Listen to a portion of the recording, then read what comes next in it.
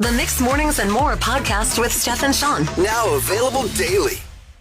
Good morning, world. Good morning. Happy Thursday. It is September. It is the 22nd, and it is the year 2022. We're sitting at 5:31 right now. And how you feeling today, Sean? I'm feeling confident. I don't know about you. This is in relation to Penalty Box. That's why my confidence is just absolutely soaring right now. You won the first one. I did. I won the first one. A fluke. It was basketball. I felt real good. Not great about sports. I'm terrible at them, but just kind of like, wow, I could have a comeback. Maybe I can be that person that comes back every single day this week. And now I've lost the last two in a row. Yeah, I don't know if basketball was a fluke. You just needed to warm up, and then you sunk 3 shots in a row the further away you got from the basket. Like, that is more than a fluke to hit 3 baskets in a row. But I just could not lose again, and I had to get in the right mindset. And then so 2 days ago on Tuesday, we did an obstacle course that involved like a lot of sports, and that's where I thrive. Yeah, exactly. And we had to do a somersault to start off, and I was dizzy for the rest of the time. I could hardly see straight. And they're like, kick this ball through these pylons. I'm like, absolutely not. Yeah.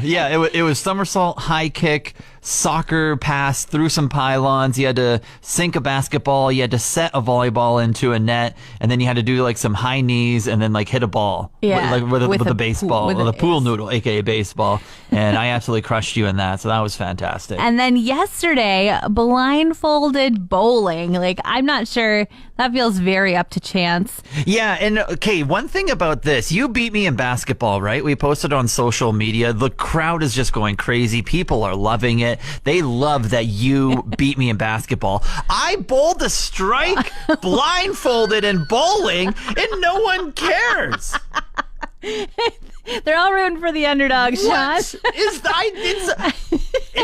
What do I need to do to impress you people? I'm literally blindfolded and bowled a strike, and everyone's like, I expected that from you. When it's my birthday, I want everyone to know.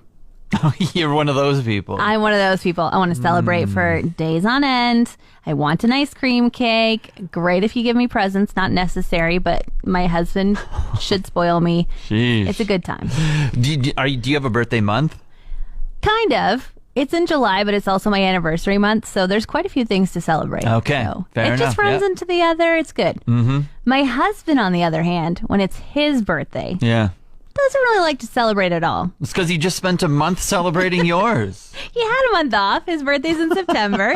He can wait. But I try so hard to celebrate the way I want to be celebrated, and he doesn't appreciate it. Like, he's just like, thanks, but no thanks. And so yesterday was his birthday, and I am like, can I throw you a party? No. No. Can I invite our friends to the movies with us? No. Oh, well, we're going to go out for dinner after. Why don't I just shoot them a text? No. And I'm like, what do you mean you don't? And this happened actually on his 27th birthday. I said, how do you want to celebrate? Yeah. And he said, I just want to hang out with you. And I was like, not acceptable. I threw the man a surprise birthday party while he was planning me a proposal. Wow. I know. I'm so bad. Oh my goodness. So I like wish I could say I learned from that, but we've been married for 8 years, and still yesterday I was like, come on, man, let me do something great for you. And he's like, what would be great if you would ignore my birthday? You just gotta listen. Stop forcing it. Welcoming to the show this morning is my girlfriend, Allie. Now, we are long distance. She is down in Edmonton right now. Explain your situation at the dog park yesterday. Just like minding my own business, unassuming, and I turn to my right and kind of off like the beaten path is Connor McDavid. And I have been wanting to run into him at the dog park pretty much since he became an Edmonton Oiler, so this was a big moment for me. Yeah, we were actually talking on the phone at the time. We were just chatting, and all of a sudden, like the tone in your voice just went a little bit more quieter, and you're like, I think Connor McDavid and Lenny are here. Lenny's the dog. We know the dog's name. Yeah, he's a Bernie Doodle, and he's just, like, even better in person. And then I tried to convince you. I was like, just go ask for a photo. And you didn't. Yeah. No, I did what any normal person would do and, like, debate whether I was going to approach him for about 20 minutes. And then by the time I mustered up some courage, he was, like, off this, like, weird path, which I can only assume leads directly to his house. Like maybe they've just paved something that leads him from like an escape route from like crazy fans at the dog park. Keep people like you away from him. Exactly. I think he sensed that I was like starting to kind of like approach, and I don't know, maybe I spooked him. Maybe he gets spooked easy. I don't know. Well, I think the thing that might have spooked him was like you instantly slowing down. He was behind you, and then you just slowing your roll like big time. Yeah. And I was like petting the dogs that were kind of like around him. I'm like, okay, I can do this. And I just didn't. And I have regrets. Like I should have just gone for it. That's what I said. I was like, just go take a picture. If he says no, just like, cool. I know. He looks great in person, though. He's like, I think they're in training camp right now, and he just looks buff. Yeah, like, okay. And he's also taller than I thought. Sorry, he just looks really good. I'm just saying. Oh, yeah. Another thing that happened when we were talking on the phone, you're like, oh, yeah, I definitely know it's Connor because of his voice. Well, yeah, because he was like learning. Like he does this like weird. He's just very like soft spoken and like, but like deep. Like he's a man of like few words. But I just know that voice. Unbelievable. You get it. All right. So how Connor looks great. What do you think the Oilers are going to do this season? Then it looks like he's in top shape. They're gonna win the cup. Obviously, we're in tip-top shape. Well, I keep hearing that he's the best player in the NHL, but I haven't seen him win a Stanley Cup. So Whoa, this Steph. is sorry. Whoa, okay, Steph. Coming hot here. I'm not trying to be mean. I'm just trying to understand with Draisaitl and McDavid how the Oilers haven't put it in the bag. It's just the mystery of the game, Steph. You have to give it some time. Last year we were close, so I feel like we're inching. Mm-hmm. Okay. All right, Allie. Well, thanks for joining us this morning. We appreciate you, and I hope you see Connor again at the dog park. Plan your conversation now, though, so that when you do see him, there's no regrets. You just walk up to him and you're like, "Hello, Connor. I'm Allie. I'd like a photo." Should I write it on my hand? Yeah. Just read it off your hand. And you need to go same time today because maybe he's on a schedule. Yeah, and then I officially look like a stalker. I kind of learned something new about you yesterday, but at the same time, I didn't. And it's the way that you unsubscribe from a mass email notification. Okay. Do you think that I'm an anomaly, that other people don't do this? Yeah. So I knew that you were like super kind. You never say no to things. Like you're always just accommodating other people. And I try to get you to just have a little backbone, a little no in ya. And then all of a sudden, this mass email comes along like, oh, I don't want to read this anymore. You're just so kind about it. And instead of just hitting the unsubscribe button and then moving on and never hearing from it again because they probably send it out to hundreds of thousands of people, what do? I fill out the survey at the end. You fill out the stinking survey at the end. Well, they ask you, like, why are you unsubscribing? And none of the reasons fit mine. And so I clicked other, and then I had to give them the reason. Yeah. And you were talking out loud when you were doing this. And then all of a sudden, I just hear this. I'm like, what are you doing over there? I thought you were just unsubscribing from an email. You're like, oh, I have to tell them why I'm unsubscribing. I was like, just click the generic box and say that I don't want it anymore and then move on. You're like, no, I have to tell them that thank you for sending to me in the first place. And while I enjoyed it at first, I then became a little annoyed that you were reading it, but not super annoyed, just like a little bit. And then I was really debating on if I should stay subscribed, but then I thought about it a lot. And then I decided that in the end, I should unsubscribe, and none of the options above really told me how I really felt. So I hope that you can take this with construction and criticism and all that. And I hope you don't hate me. And I might even subscribe next month because I might miss it when it's gone. You know what? I think people appreciate me. I had these big plans yesterday to kind of get active, get out. It's going to be a nice day, probably hit 20, maybe even a little over, sunshine all throughout. So he's like, you know what? Need to move the body. Didn't happen. It did. Well, you were leaving work yesterday, and you're like, should I go golfing today? And I was like, yes, you should. Like, we only have so many sunny days left, and who knows when the snow's going to fly. Get out there, Sean. Yeah, exactly. And I expected you to head straight down to Miskinaw. And that was essentially the plan. But then after looking online, looking at the booking system, it was men's night. I'm not a member. One of the slots were filled up. So I was like, okay, you know what? I'll still go to the driving range. That's perfectly fine. I get there, go buy my ticket for a driving range. Out of balls. What? Out of balls. I was What does like, that you're even driving range. That's the whole thing. You collect balls and you give them to people. And the guy comes out. He's like, oh, yeah, we're just a little behind. Our guy's out there in the tractor collecting some right now. It might be like 10, 15 minutes or so. I was like, 10, 15 minutes? I don't want to wait around. You're kidding. You didn't wait for 10 minutes? I don't like waiting. I don't like waiting when I go to the grocery store. I don't like waiting just for it. I don't like just sitting there and waiting and wasting my time. So you know what I did? Impatient. Okay. Yeah. What'd you do? Time's money.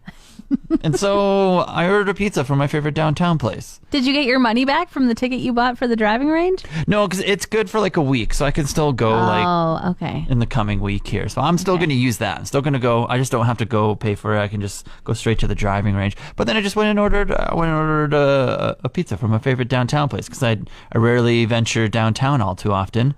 And I was like, well, if I'm down here, I'm ordering a pizza at 3 p.m. All right. So you got the pizza, you ate it, and then you were like, well, it's definitely been 10 minutes. I'll go back to the driving range. No, I took the pizza home. Oh. What? I'm not going to eat it in my car and then just be full and bloated and then go play some golf. No, I took it home and then I tossed on the television and then I called my girlfriend. Well, I laid in for the evening. Today's a new day. It is. Try again today. It is. Watching a thriller or a scary movie or something, and something jumps out at you. Oh, jump scares. No. What do you do? What do I do?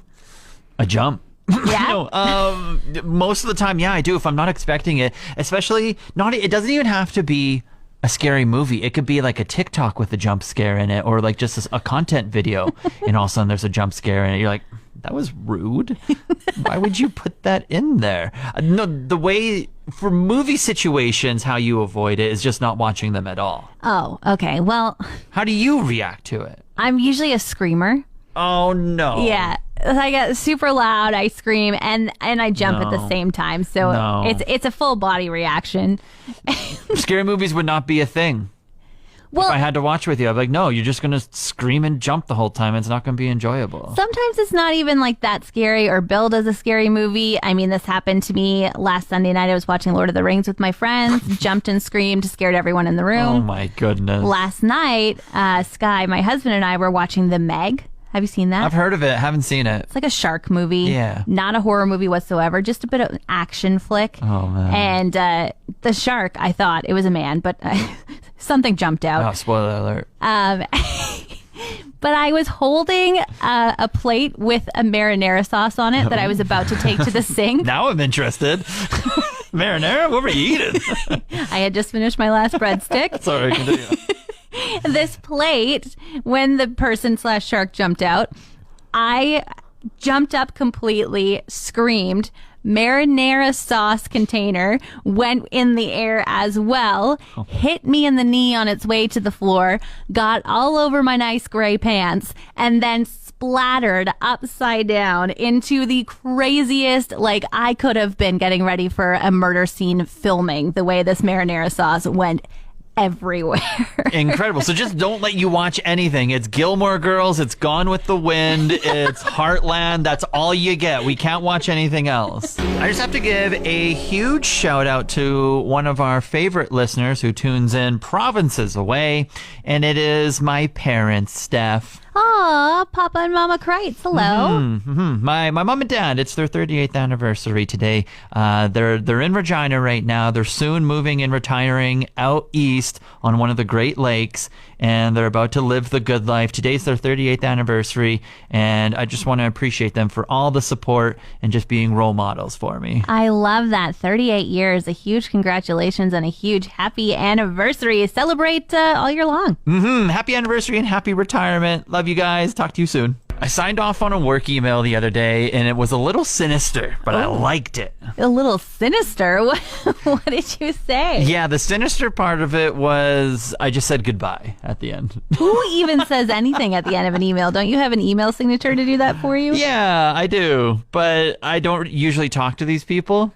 And so emails are such a weird way to communicate because you're always just like, good morning, Steph, comma, enter, and then you like go down to your email and you're like, wish you all the best. Cheers. Take care. Like as an ending. Yeah, are acceptable endings. Yeah, opening and endings. Like emails are weird where you have to have opening and endings for some reason. Just on the first one. Then after that, you can just start sending half sentences to each other. Yeah, most of the time.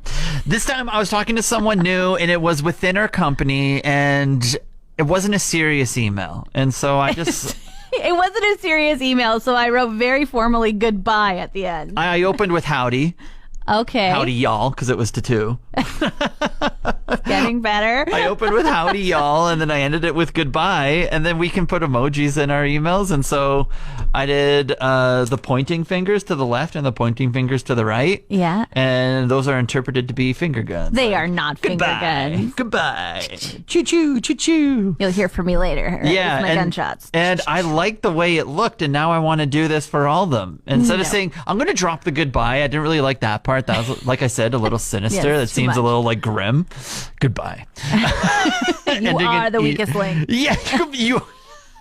Exactly. So I'm going to drop the goodbye, but I'm sticking with the emojis. And someone even, I posted this on my Twitter, and Hannah, who works for Swamp Rat Experience, she replied back and she said, you should add in the emoji, the shades emoji, in between the fingers. So it looks like cool guy giving finger guns. Now, are the finger guns on either side pointing away, or would they be pointing towards the smiley guy?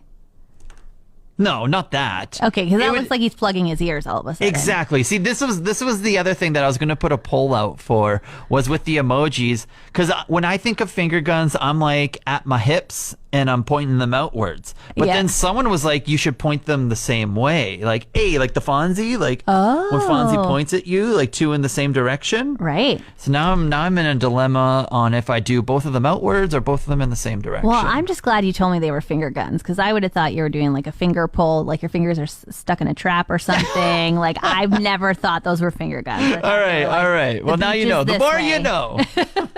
You ever go to a movie and you're the only person in the theater? I'm trying to think. I think I've had this when I was living back in Regina. Me and like 6 friends went to a movie, and it was one of the late nights, like $2, the last showing, cheap theater. And yeah, I think we were the only ones. It was pretty fun. Yeah, it is kind of weird. Like, you walk in and you're like, am I in the right theater? Is this where we are? And last night I was bewildered because the entire parking lot was full at Landmark Cinemas. Yeah. We walk in, get our tickets, we're 5 minutes late, and we're rushing into the theater, and we discover that there's not another soul in the whole room. You thought you were going to be those annoying people showing up late, but literally you went to the movie that no one wants to see. Totally. And the crazy thing was, I had seen absolutely zero promo for this movie. It was just like, we wanted to see a movie last night, and we're like, oh, actually that one looks good little description for it. It was called See How They Run. Have you heard of that? See How They Run. I just googled it right now. It's like haven't heard of it. It's like a fun I'll tell you, 1950s London, plans for a movie version of a smash hit play come to... Yeah, exactly. A big whodunit. But it was great. And then we were just in there by ourselves, and I thought, where are all these cars? Are they all in other movies? I mean, Maverick, the Top Gun movie, is still in. Maybe people are still watching that. Yeah. I'm not sure, but I would like to recommend See How They Run, because I feel bad for this, like, cast that has worked so hard on the movie. It was great, and nobody cares to see it. Yeah, what would you rate it out of 10? No spoilers, but what would you rate it out of 10? I would give it at least an 8, I think. Like, it was pretty fun. Like, it was just fun. That's what it was. It wasn't like, I'm so glad this happened. No, but like at the end, no, I'm not going to spoil it. Yeah. It was great. It's an 8. That's worth seeing. Want more of today's show? Download the Mixed Mornings and More podcast. Now available every weekday.